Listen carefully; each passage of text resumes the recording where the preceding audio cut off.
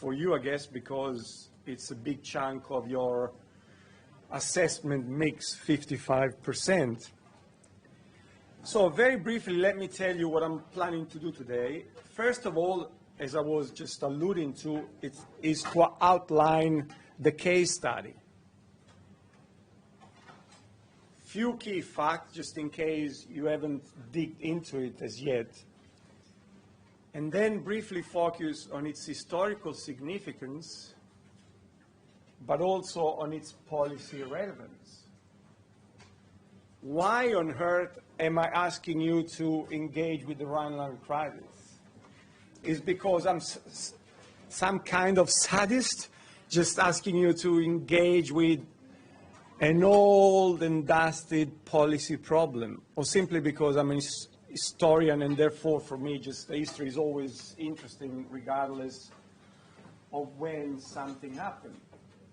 I think the message that I want to convey to you today is that the Rhineland crisis can be used as a case study for specific policy situations. Dealing with aggressive powers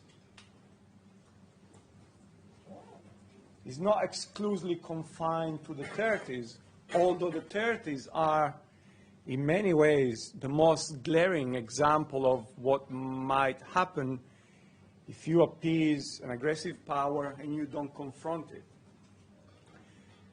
But really, in setting up this exercise, it was really to come up with the most glaring case of an aggressive power being determined to undermine the established order and see how policymakers of that time dealt with it. But more importantly is to see how you, faced with the same situation, of course you won't have the pressure of public opinion, you're not holding real ministerial jobs, no one is going to fire your cabinet if you just start penning the bat and so on and so forth. But nonetheless, it was just to kind of force you to think through certain policy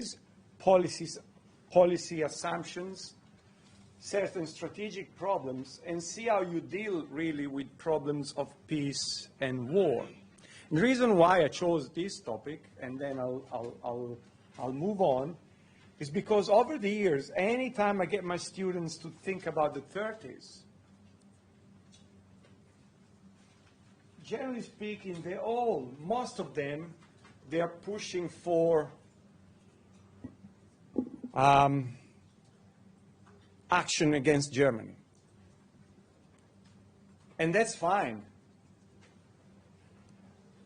But what intrigues me that when we go, as I probably told you, into the post-1945 context, and when we're dealing with perhaps arguably similar powers, we could argue that the Soviet Union was perhaps an aggressive power. When their students are all against using force, and even very critical of the American policy of containment, which we will start looking at next week. So it's really to provide you with an interesting case and also to allow you to test your own assumptions, your own policy predilections, and so on and so forth. Once I cover these two themes, I will briefly talk about the British setting, the domestic and external constraints that British policymakers were faced with in 1936, 1938, essentially that period. Because it's always important to make a critical judgment on how policymakers of previous years or previous decades behaved, what kind of mistakes they did. But before we get to that point, we really need to understand the terms of the question and to understand what kind of constraints, what kind of problems they were dealing with. And the reason why I chose Britain, it's essentially because action in the Rhineland, two powers were essentially expected to act, the United Kingdom and France. We will see why essentially these two were expected to act, even because they were the main stakeholders of the post-1945, post-1919 international order. Britain back then was the prime global power. By the way, it still had a wide empire.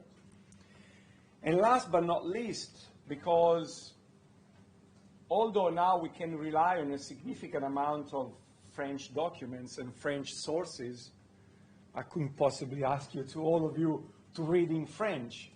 So to some extent, the other interesting case was actually how France would have dealt with it, since she was the country most affected by German actions.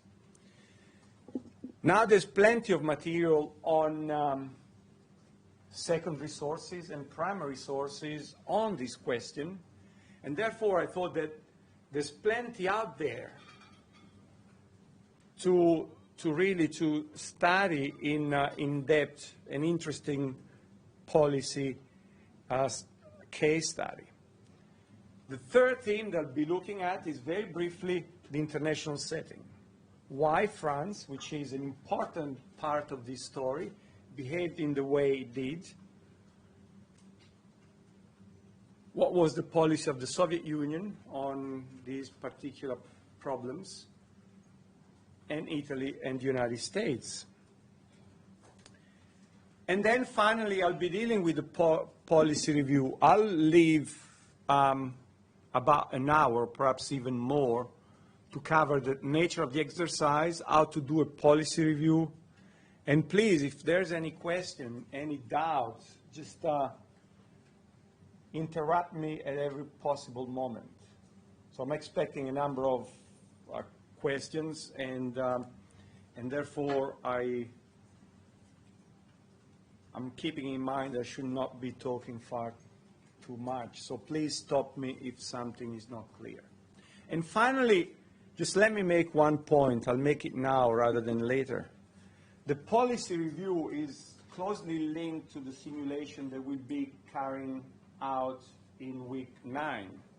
In week 9, in this very setting, I'll ask you to sit in different places representing, I'll have placards, Secretary of State for Foreign Affairs, Secretary of State for War, Home Secretary, and so on and so forth. And I'll be Stanley Baldwin, who, by the way, was Prime Minister at the time. I don't look like Stanley Baldwin, but nonetheless, I'll be your Prime Minister. So the policy review, in a sense, will be the kind of brief you come with at the simulation. Hope that by then Andrew will have marked it, but even if he hasn't marked it, please don't feel bound, whatever he says, don't feel bound to, if one point was not clear in your policy review, that's not a problem. I mean, it's a problem for that exercise, but not for the simulation. Just come with your brief, with your policy review, and in the first half of the review, you'll be asked to tell the rest of the class, or the rest of the cabinet, more to the point, what your insights are, what your assessment of the situation is from your departmental viewpoint. So if I were to be the Secretary of State for Foreign Affairs,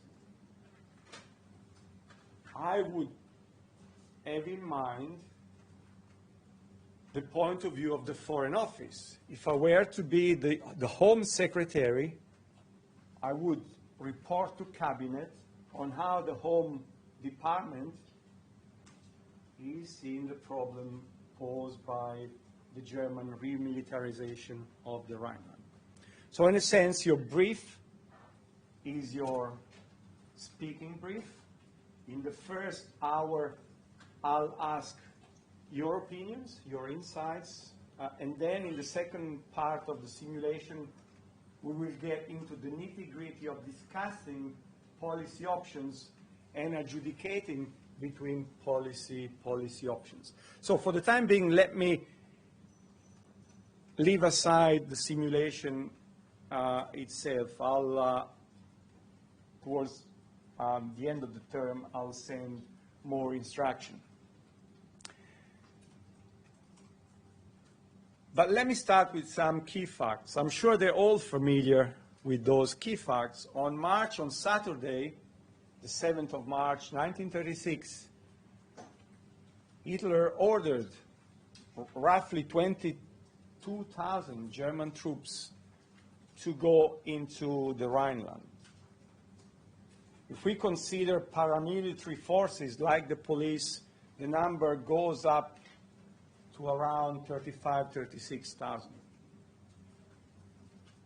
Hitler was quite smart in many ways.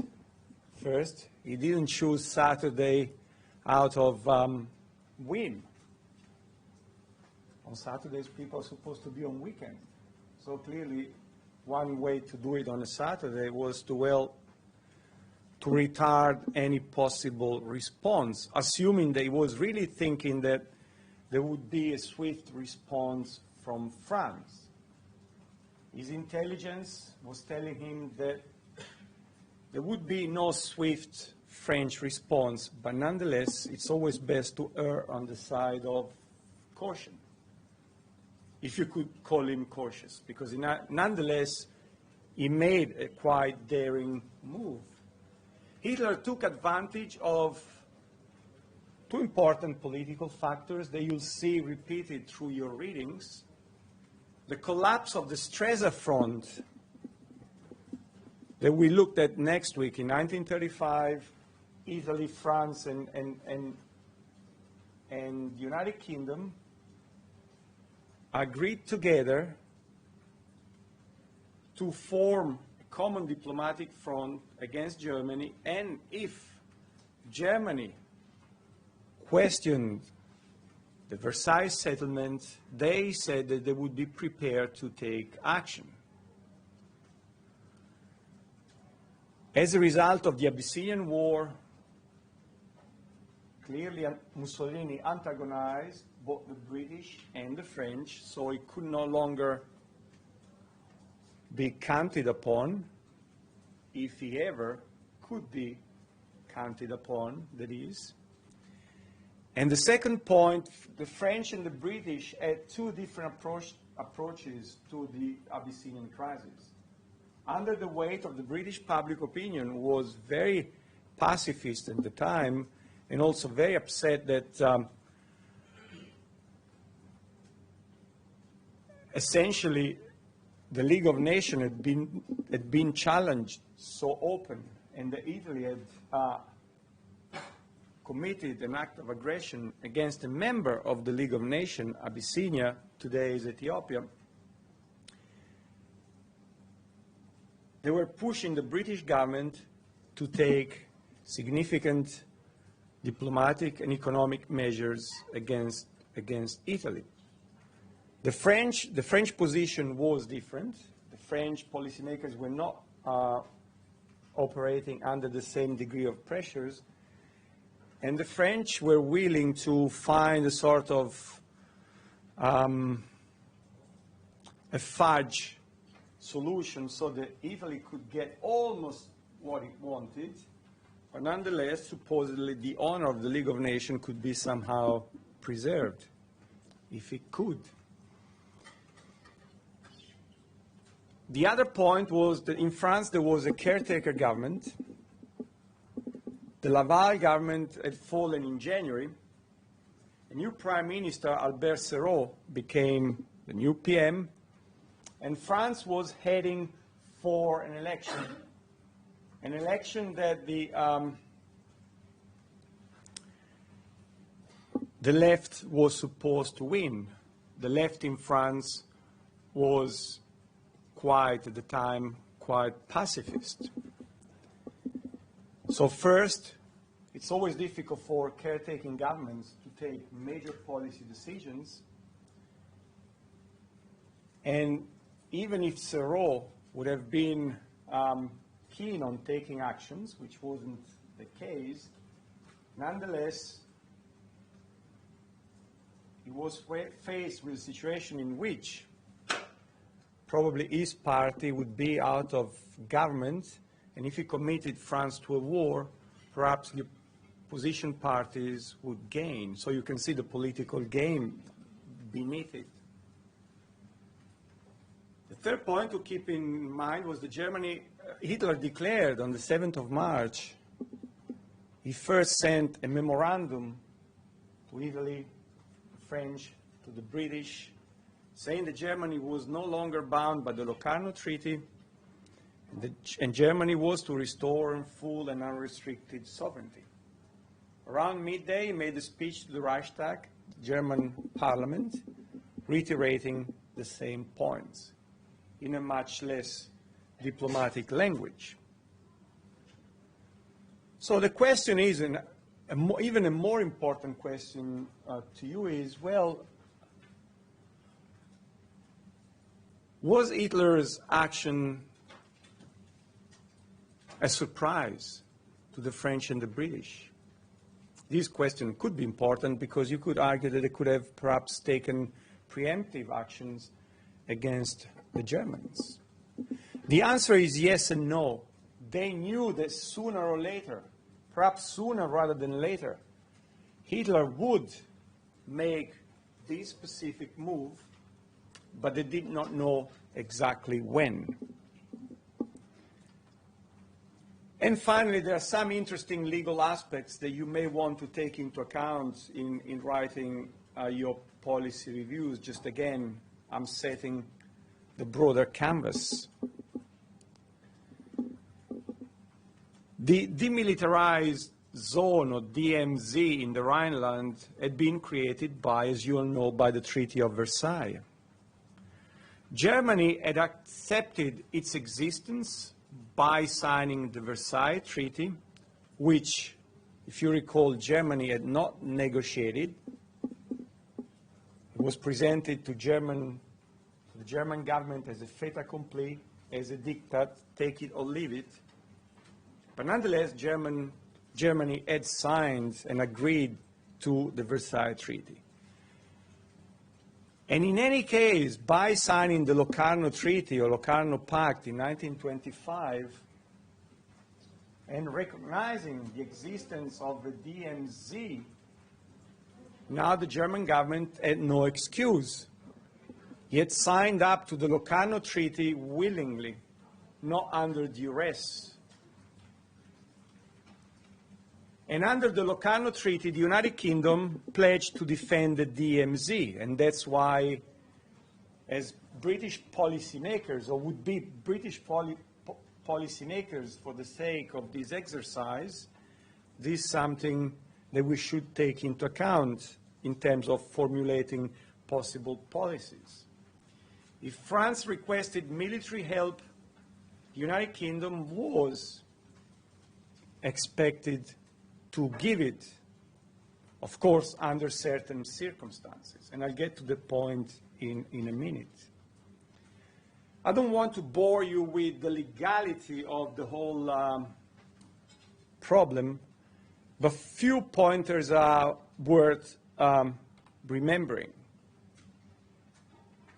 As the League of Nations found in the spring of 1936, Germany was in breach of the Versailles Treaty.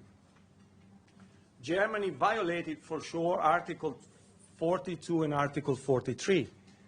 The first states that Germany is forbidden to maintain or construct any fortification either on the left bank of the Rhine or on the right bank to the west of a line drawn 50 kilometers east of the Rhine. So not simply the area between the Rhine and France, but also 50 kilometers east of the river.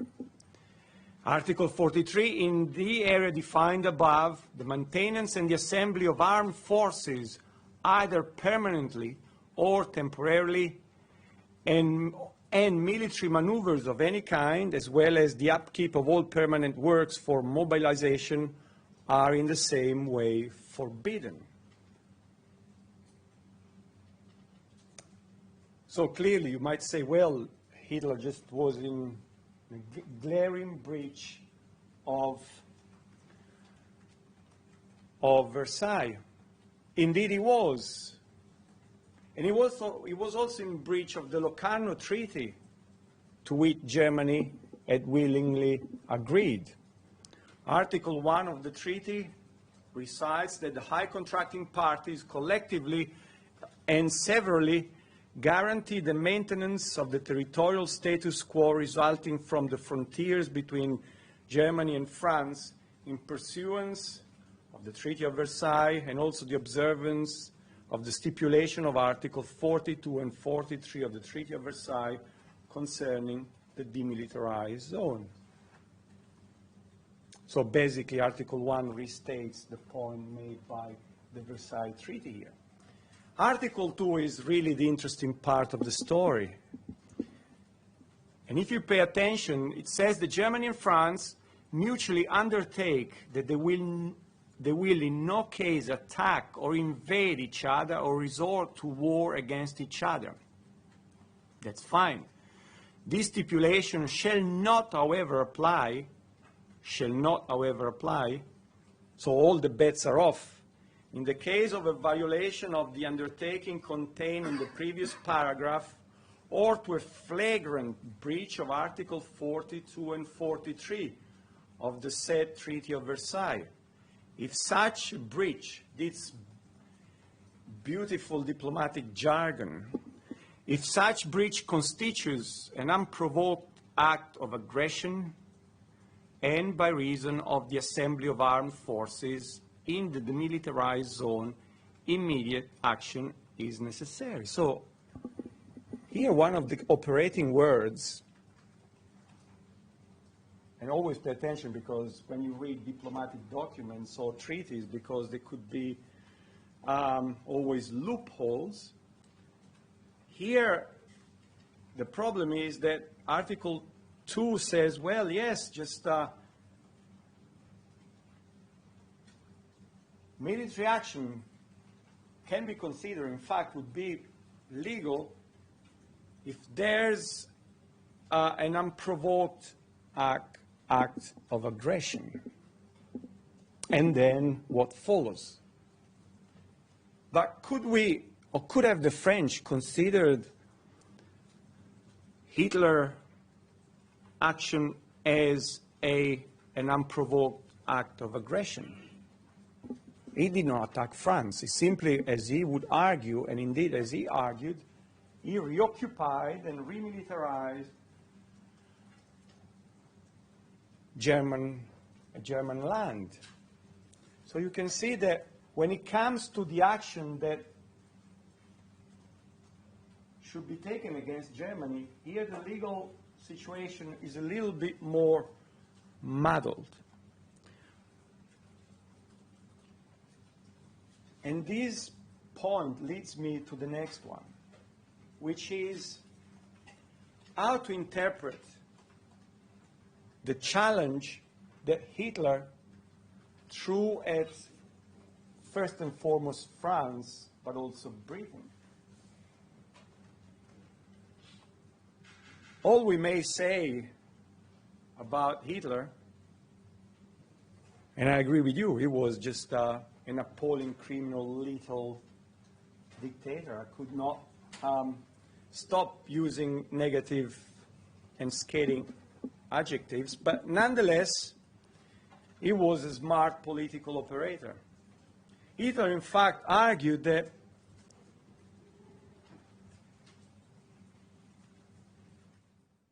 on the same Saturday of the 7th, that he meant no harm to France.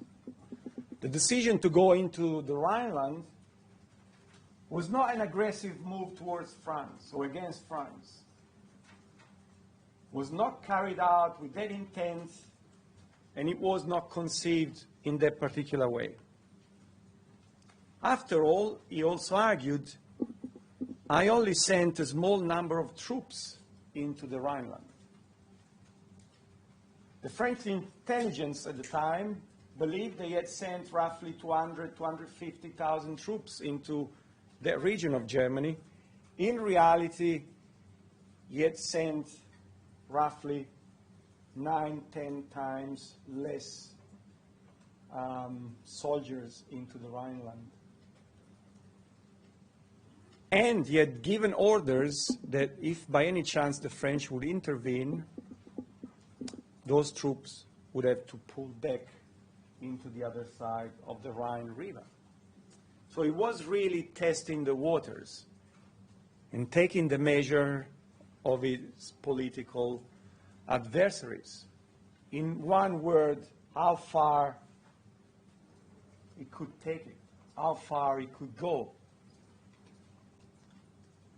He also argued that the reason why I'm sending troops into into the Rhineland is simply to garrison the demilitarized zone against the common threat posed now by France and the Soviet Union getting together. You probably remember from last week, the French under Laval, the Prime Minister who had resigned in January, had negotiated a pact of mutual assistance with the Soviet Union. And in February 1936, the French Parliament ratified it. So Hitler took it as an excuse to say, well, now there's a re-emergence of a common Soviet, or Russian, if you like, French alliance against Germany. And therefore, I need to protect Germany's borders as effectively as possible. Hence, I guess, he didn't say this, but it was the logical conclusion of his thinking. I need to do all I can to preempt a French attack. Of course, he blamed France for being hostile, as well as blaming the Soviet Union for being a revolutionary power. It was not wrong there.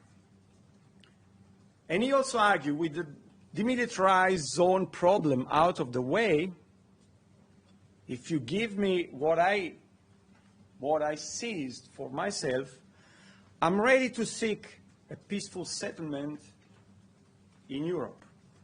He argued he was willing to negotiate a new demilitarized zone on both sides of the Franco-German border. Of course, why would the French have agreed to this when they were building the Maginot Line on their side of the border? What Hitler was offering made no sense diplomatically, because no country would start dismantling its costly and newly built fortifications simply to get a half-baked agreement with Hitler. It was clearly for propaganda purposes. He also proposed a 25-year non-aggression pact with France and Belgium, and Italy and the United Kingdom would guarantee it, and then Germany would seek readmission to the League of Nations. That was another interesting propaganda maneuver, because he indicated to all and sundry that Germany, after all, was all about peace.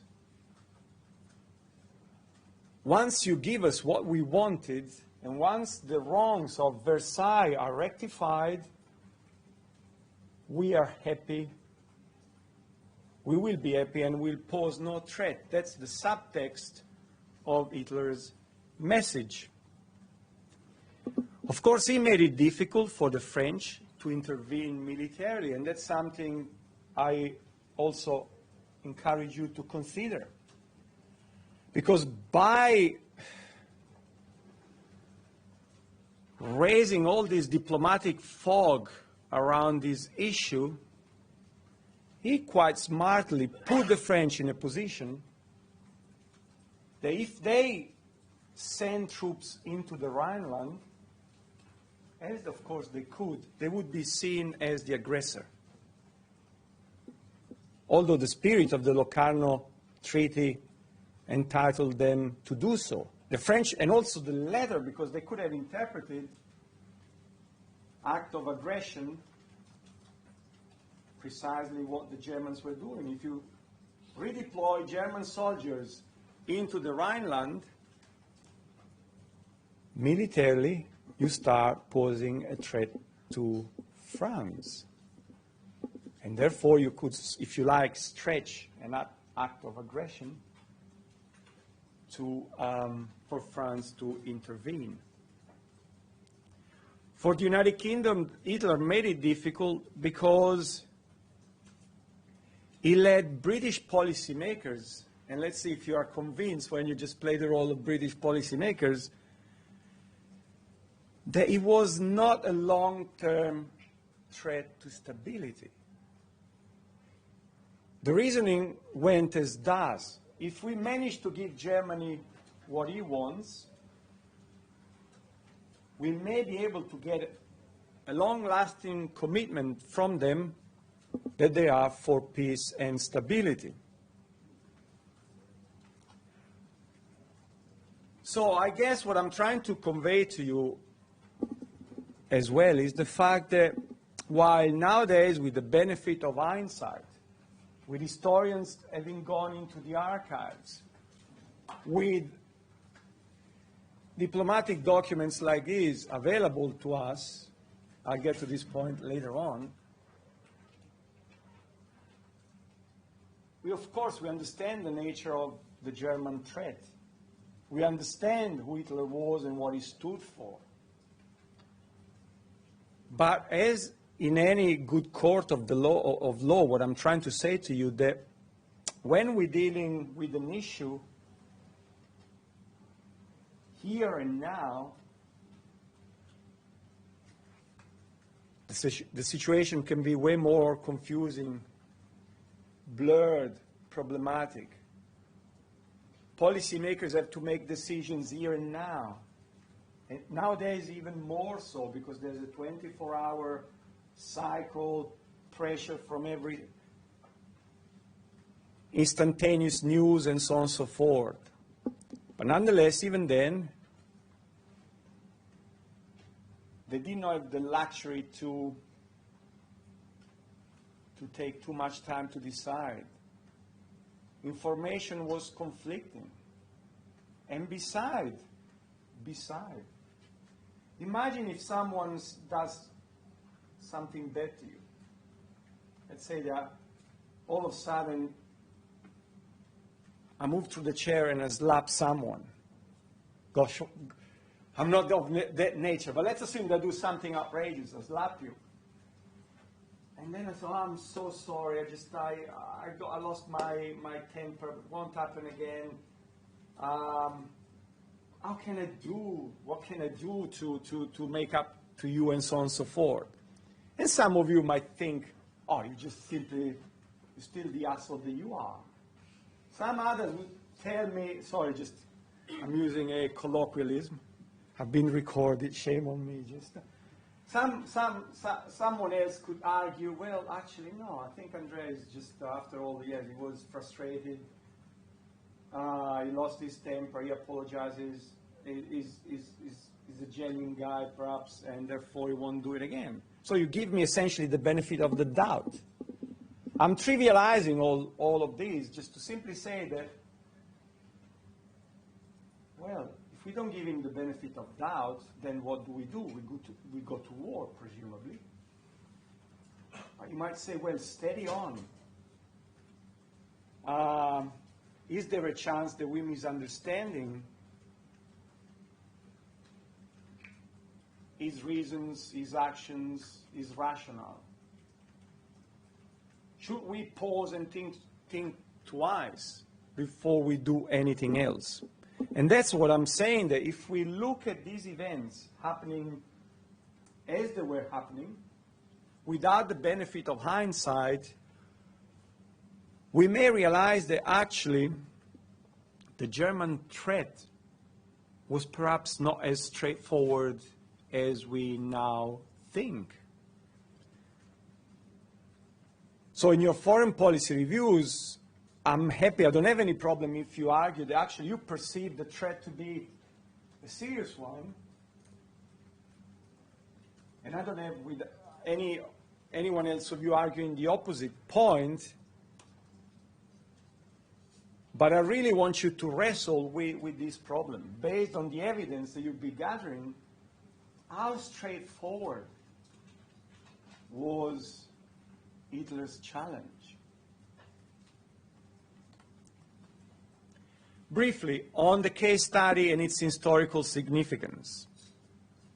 Clearly, there's no doubt that the reoccupation and the remilitarization of the Rhineland was in contravention, was in violation of Versailles and the Locarno treaties. Germany clearly and openly defined the status quo. Hitler did try to take the measure of his own adversaries. And that's why some historians regard this episode, and I'll get to this point in a minute, as very important. Because by taking this measure, Hitler started realizing that the Western powers were reluctant to go to war, would not respond to him.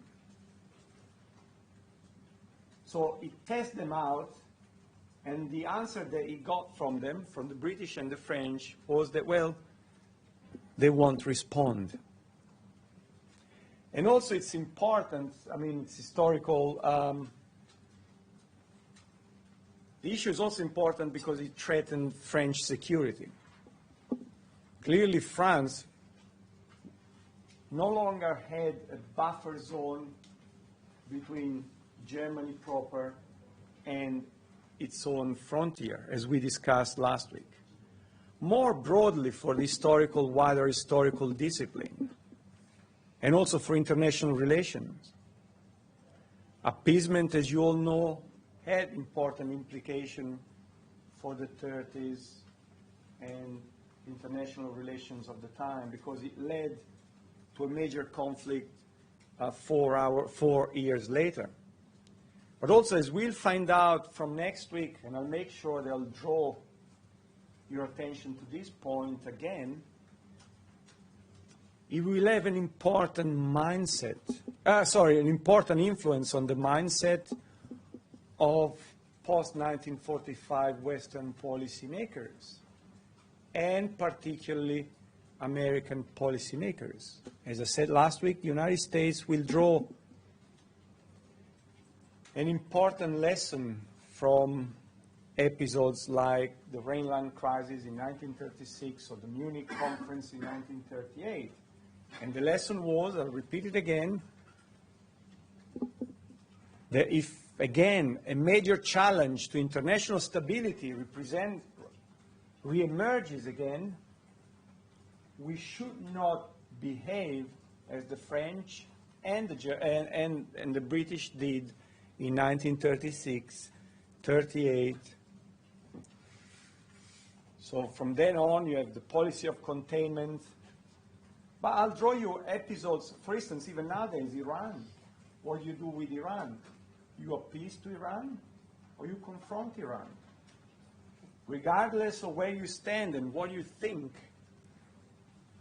these issues resurface over and over again. It also raises a number of other intriguing, perhaps even more historical questions. A number of historians have seen the Rhineland crisis as a missed turning point in international relations of the 30s, or a missed watershed, or a lost opportunity. In other words, the Rhineland crisis provided the moment in which perhaps Hitler could be stopped. Some historians have argued that if France and the United Kingdom confronted Hitler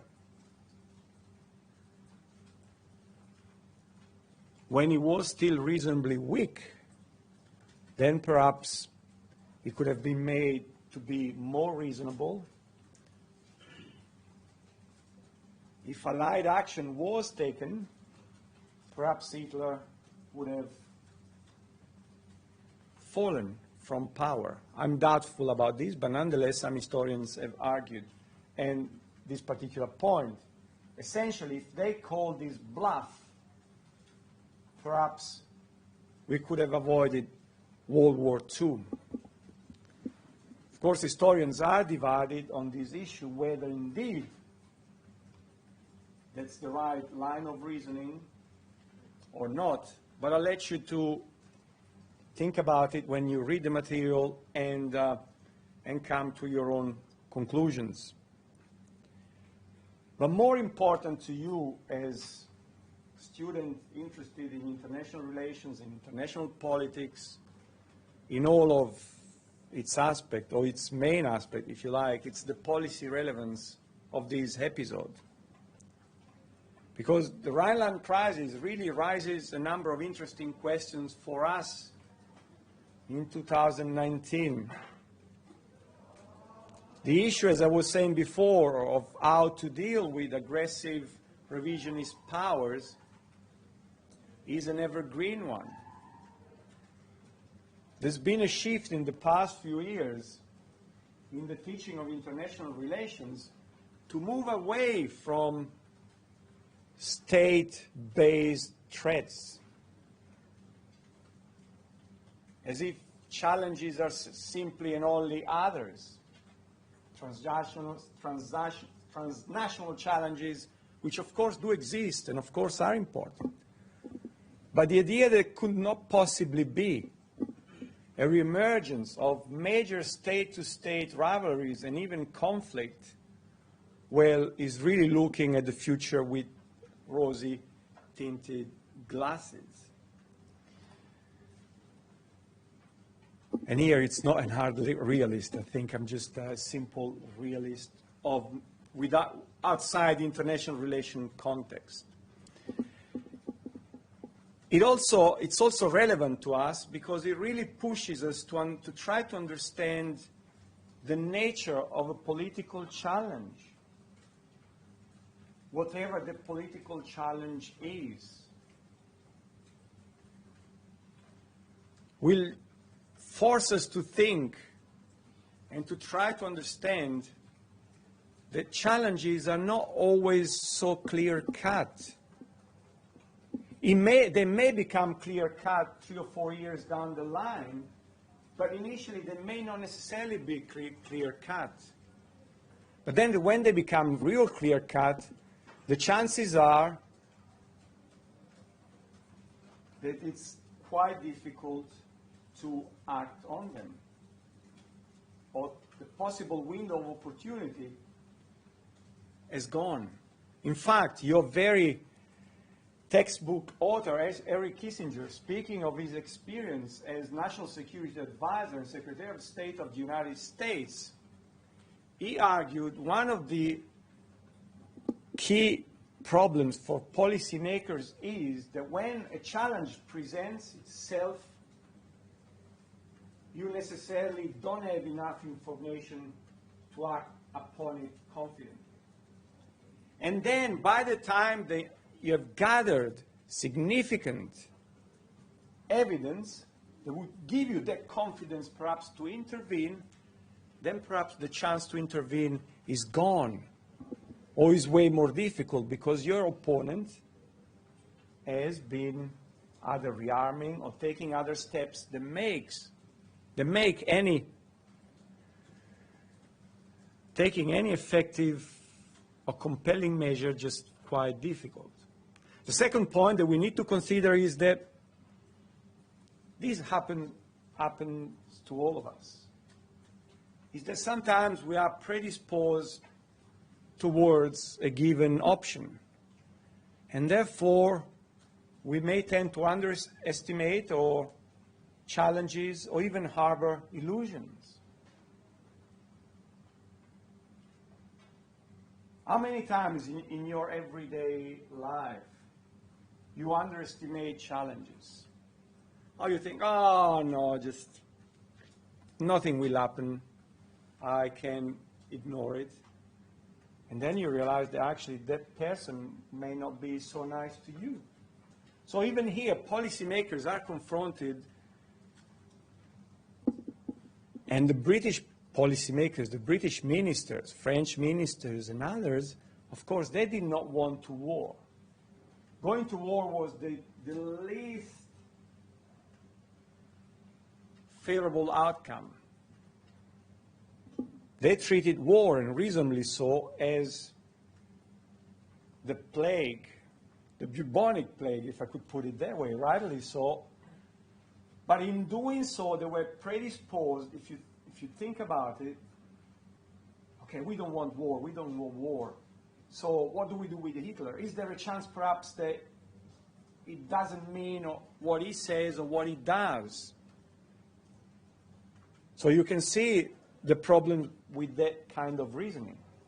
As understandable as it is, when you are predisposed towards a certain viewpoint or a certain outcome, you don't necessarily look at the problem at 360 degrees. For instance, if you have a political view, you're not as well predisposed towards, really, sometimes all of us, me included, sometimes you think, oh no, the argument is bogus. And perhaps it is. But there might be a kernel of good reason. What I'm trying to say is that having a stake on a particular outcome may prevent us from really carrying out a 360 review of the problem. And besides, aggressive powers may deceive us, as Hitler did and as others have done before him and after him. They use a mix of defiance and cooperation. They don't necessarily go out for an all-out grab for power.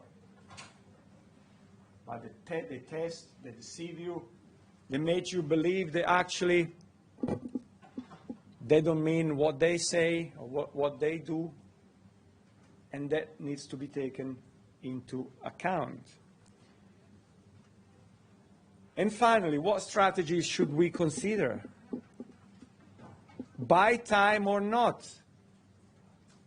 That's perhaps what the British policymakers did. If we buy time, why are we doing so? What are we trying to achieve? And what's the trade-off? Should we appease or confront, or a mix of the two? And in any case, when do we make the switch? In Poland in 1939 or earlier, if we just go back to this period in time? And if we choose appeasement, literally the policy of pacifying Hitler by ensuring that he's satisfied and won't pose a problem ever again, what kind of signals are we sending out to him or any other possible aggressor? Just give me 5 minutes and then 10 minutes and I'll wrap it up, and then we take a break and we go into the nitty-gritty of the problem. Coming back to the British policymakers, whatever you decide to, whatever insight you'd be offering in your policy review, your recommendations, you'd be faced with a number of domestic and international constraints that British policymakers had to deal with. The first one is a domestic constraint. The first was that the United Kingdom was still reeling from the 1929 Wall Street crash and the ensuing Great Depression. So Britain was not in the best economic nick to risk another war with Germany. The British public wasn't ready for war. In fact, as you'll find out, the British public was at its utmost pacifism during the Abyssinian crisis. In fact, the British public perceived French noises that France should intervene as being outrageous. They almost treated as France as the likely aggressor rather than Germany. Bottom line, the public was not ready for war. The scars of 1914, 1918, the First World War, were still too painful. External constraints. British policymakers, and as I'm sure some of you will argue, feared that the war would expose the empire. India, for instance, was in turmoil. The Congress Party was demanding for independence. India, for instance, was the jewel of the crown. And besides, even Britain's closest friends, Canada, Australia, New Zealand, and South Africa, the so-called white dominions, were opposed to the idea of a war in general. In the 30s, not only the Lyons government in Australia, Lyons was also the leader of the United Party of Australia, the previous precursor to today's Liberals, but also Labour, led by John Curtin, was in favor of a policy of appeasement. So it was a bipartisan approach in this country. And then the attitudes of the great powers, France, Italy, the Soviet Union, the United States, and Japan. Policymakers over and over, if you go, when you start reading the materials, overemphasized United Kingdom military weaknesses. The United Kingdom was not ready, should bid for time, and should rearm before facing Hitler. So what do we make, and plus, the last point, what do we make of Hitler? Can we negotiate with him? Can we negotiate sensibly with him? Again, here, confusion reigns in London. Just let me give you make a few brief points. This is a military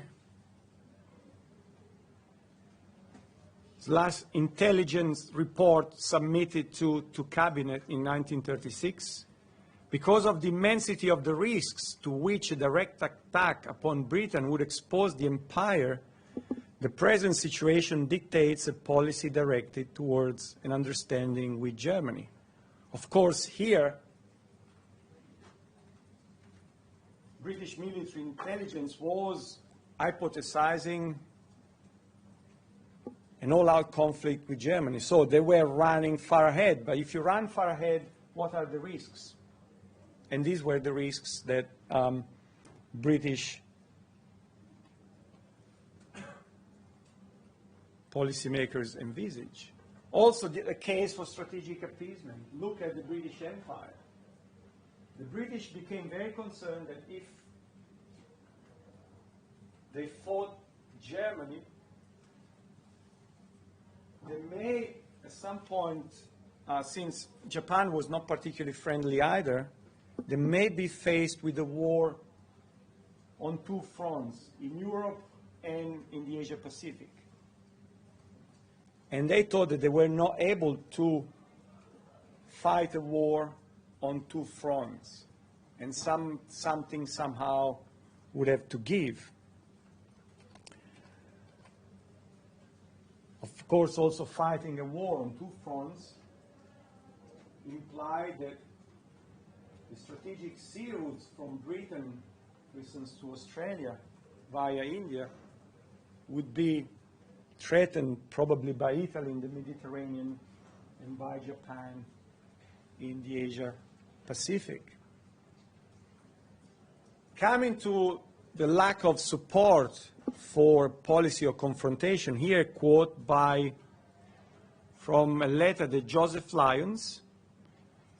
Here we are in 1938. Nonetheless, I'm just presenting to you to give you a sense of the Australian attitude. Joseph Lyons, your Prime Minister, was the gentleman here. I think he had 8 kids. He could run a soccer team just on his court in the lodge. And what he says, what he writes to Neville Chamberlain, who by then has become Prime Minister, has replaced Stanley Baldwin, he argued that it seems intolerable that Czechoslovakia should be the cause of the British Commonwealth of Nations being drawn into the war. So here we are already in 1938, but it's simply to give you a sense of how your own politicians thought about these issues and what they were telling the British. Let me briefly come to France, and then we take really a break. As I mentioned before, France was really a pivotal player in the unfolding of this story, because France was the country most clearly threatened by German actions. But France, as I said before, had a caretaker government, and a general election was looming. So the Prime Minister of the time, Albert Serrault, was certainly not keen on intervening or not serious. His chief of staff, essentially his military brass tack, advised him against military action. They felt actually that Germany was more military prepared than in reality it was. There were serious concerns about the state of the army and the air force. Also, France had been suffering from the Great Depression and had really not invested in modernizing its army and air force. In fact, there had been a reduction in military allocation in the 30s, and the little funds that left were earmarked to complete the building of the Maginot Line rather than providing new weapon system to the army and the air force. The Ministry of External Affairs, in principle, was against doing nothing. External Affairs suggested to the British, for instance, that perhaps military planning should go ahead with the British, and perhaps some military action should be considered, sending troops into the Rhineland. But the French, or rather, Foreign Affairs, was set against isolated action and unilateral action without the British. Plus, like in Britain, there was a strong pacifist feeling. And finally, France, of course, was concerned that, nonetheless, you think twice before running the risk of fighting a general war with Germany, because France would share a long border with Germany, and France also had an empire back then, as the British did. Let me really conclude here, not more than 2 minutes, and then we take a break. We also need to, some of you will play the role of the American ambassador, the British ambassador to the United States, to Washington, the British ambassador to Rome, the British ambassador to Paris, and so on and so forth. Those of you reporting back to cabinet about the American attitude, I'm sure they will stress these points, that the United States were extremely reluctant to intervene in European crises. Before the First World War, we tried to solve European problems. We don't want to get involved ever again. Clearly, the Great Depression was a major factor in canceling caution to American policymakers. The United States had been badly hit by the Great Depression, and also isolationism was strong in Congress, not only within the Republicans, but also the Democrats, and vice versa. The Soviet attitude, those of you reporting back from Moscow probably will emphasize that, yes, Stalin sought to collaborate with the West. Soviet Union joined the League of Nations in 1935, did sign a mutual pact with France, reoriented the Comintern towards an anti-fascist resistance. That was, if you were a communist at the time, that was something unheard of. All of a sudden, you were asked to collaborate with capitalist parties, which, of course, the communists would call fascist, even if fascist they were not. But the point, if you're reporting back to cabinet, you have to tell your ministers to what extent Stalin can be trusted. And finally, if you were the ambassador from Rome, to what extent we can